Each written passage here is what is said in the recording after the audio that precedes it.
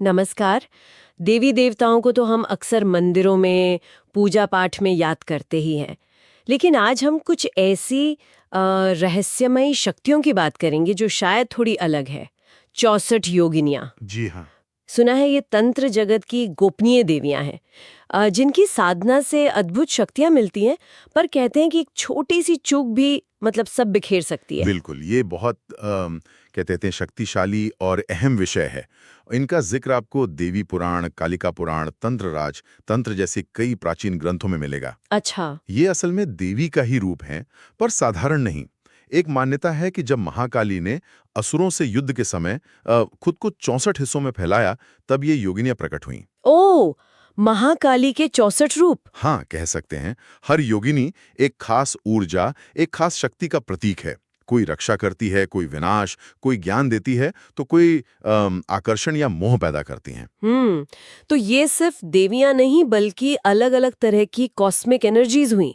बिल्कुल सही। ब्रह्मांडीय ऊर्जाओं के संचालक, और इसीलिए शायद आम पूजा पाठ में इनका जिक्र कम होता है। हाँ, क्योंकि ये तंत्र से जुड़ी हैं। जी, तंत्र साधना हमेशा से थोड़ी गोपनीय रही है ना? गुरु शिष्य परंपरा वाली। आम लोगों के लिए इनमें श्रद्धा के साथ थोड़ा भय भी रहा है। हाँ। और इनके स्थान भी देखिए अनोखे हैं। जैसे? जैसे उड़ीसा में हीरापुर का मंदिर है, हम्म। या मध्य प्रदेश में भेड़ाघाट, और मुरैना के पास मितावली। ये ज्यादातर गोल होते हैं, गोलाकार। गोलाकार। हाँ, और सबसे अजीब बात, इन पर छत नहीं होती, खुले आसमान के नीचे। बिना छत के मंदिर? सच में, ये तो मैंने पहली बार सुना। ऐसा क्यों भला? मान्यताएं कई हैं। एक तो ये कि योगिनियां आकाश में विचरती हैं, रात के समय? अपने मंदिरों में आती हैं, अच्छा। तो खुला आकाश चाहिए। हाँ। दूसरा ये कि ये शक्तियां प्रकृति से सीधे जुड़ी हैं, आकाश, वायु, धरती। तो खुला प्रांगण शायद उसी सीधे कनेक्शन का प्रतीक है। कुछ लोग इसे तांत्रिक अनुष्ठानों से भी जोड़ते हैं, जहां ऊर्जाओं का सीधा आवाहन होता है। ये जगह सिर्फ मंदिर नहीं, शक्ति केंद्र मानी जाती हैं। तो ये साधना के केंद्र हुए एक तरह से। बिल्कुल, ऊर्जा चक्र। अच्छा, साधना की बात आई तो ये जो कहा जाता है कि सभी 64 को एक साथ साधना बहुत कठिन है, खतरनाक भी। किसी एक योगिनी को सिद्ध करने का क्या मतलब होता है? देखिए, एक योगिनी को सिद्ध करना मतलब उस एक खास ऊर्जा पर, उस शक्ति पर महारत हासिल करना, उसके साथ एक तरह का तालमेल बिठाना। लेकिन सभी 64 को एक साथ साधना, वो तो जैसे पूरे ब्रह्मांडीय शक्ति चक्र को ही अपने अंदर जगा लेना है, जो मतलब लगभग नामुमकिन माना जाता है। नामुमकिन, हाँ। हाँ, क्योंकि इसमें सिर्फ शक्ति पाना नहीं है, इसमें साधक के मन, शरीर, आत्मा का पूरा कायाकल्प शामिल है। और खतरा भी यही सबसे ज्यादा है। खतरा, हाँ, वो तांत्रिक रघुनाथ की कहानी है ना एक? हाँ हाँ, रघुनाथ की कहानी वो इसी जोखिम का एक उदाहरण है। क्या हुआ था उनके साथ? सुना है बहुत पहुंचे हुए साधक थे वो। बहुत ज्ञानी, बहुत समर्पित।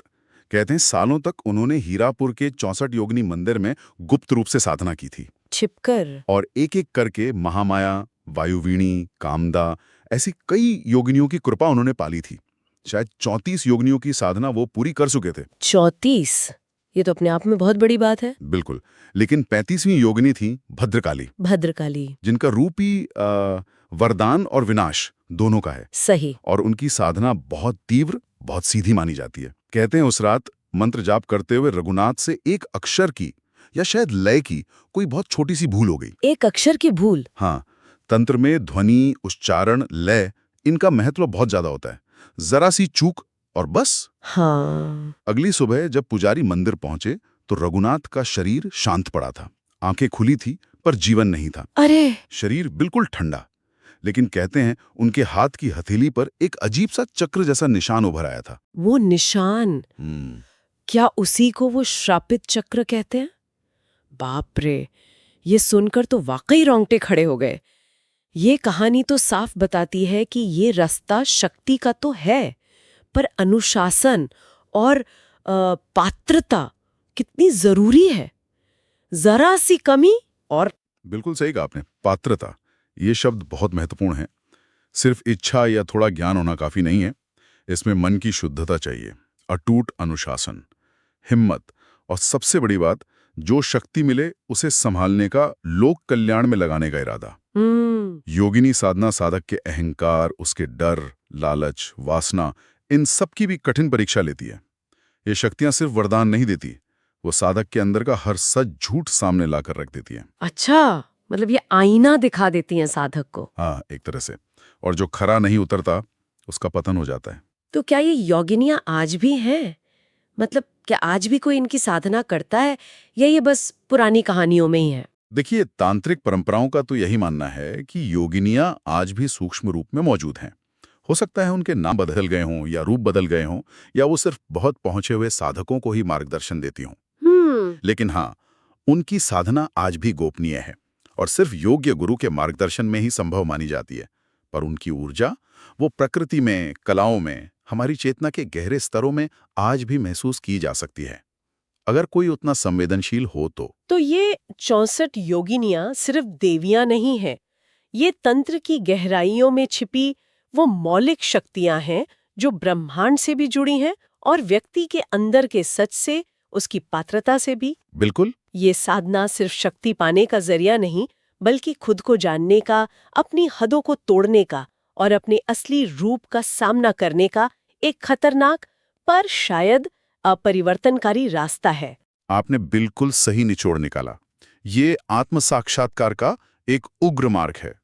और जाते जाते एक सवाल सोचने के लिए छोड़ जाता हूं सबके लिए। क्या हर तरह की शक्ति की खोज, चाहे वो आध्यात्मिक हो या दुनियावी या ज्ञान की, क्या वो अंत में खोजने वाले के असली चरित्र को, उसकी अंदर की सच्चाई को उजागर नहीं करती? शायद शक्ति पाना उतना अहम नहीं जितना उस शक्ति का लायक बनना है।